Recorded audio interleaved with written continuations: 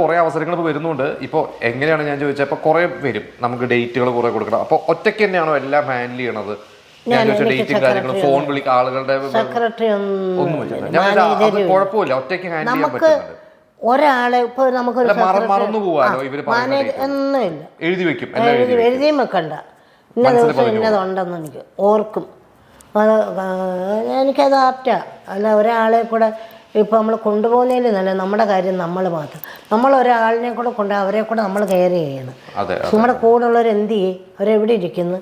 ചിലപ്പോൾ അവരെന്തെങ്കിലും തെറ്റ് ചെയ്ത് കഴിഞ്ഞാൽ ചിലപ്പോൾ നമ്മുടെ പേര് വരാം. ഇപ്പൊ എനിക്ക് നമുക്ക് ഒറ്റയ്ക്ക് പോകാവുന്നേ ഉള്ളൂ. ഇപ്പൊ വന്നിട്ട് ഇപ്പൊ കുറെ സിനിമകളൊക്കെ ചെയ്തിട്ട് ഞാൻ പറഞ്ഞ എന്തെങ്കിലും ഈ പറഞ്ഞ പോലെ വിഷമിക്കുന്ന കാര്യങ്ങളൊക്കെ സംഭവിച്ചിട്ടുണ്ടോ? ഇപ്പൊ സിനിമ പുതിയൊരു ലോകം വന്നു, അങ്ങനെ എന്തെങ്കിലും അഭിനയിക്കാനും വന്നിട്ട് വിഷമിക്കുന്ന തരത്തിൽ എന്തെങ്കിലും അനുഭവങ്ങളൊക്കെ ഉണ്ടായിട്ടുണ്ടോ?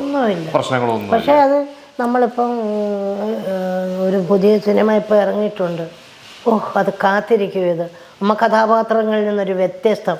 അതിങ്ങോട്ട് ഇറങ്ങിക്കഴിഞ്ഞാൽ എൻ്റെ തലവര മാറുക. ഞാനൊരു ആർട്ടിസ്റ്റാണെന്ന് സ്ഥിരീകരിക്കുന്ന ഒരു കഥാപാത്രമാണ്. ഇവിടെ വരെ മുടി മുറിച്ചു. ആദ്യം കഥാപാത്രത്തിന് വേണ്ടി മുടി മുറിച്ചു, പ്രതീക്ഷയോടുകൂടി കാത്തിരുന്നു. തിയേറ്ററിൽ വന്നപ്പോൾ കഴുത്തറുത്തു, അതായത് ഡയലോഗ് മൊത്തം കളഞ്ഞു.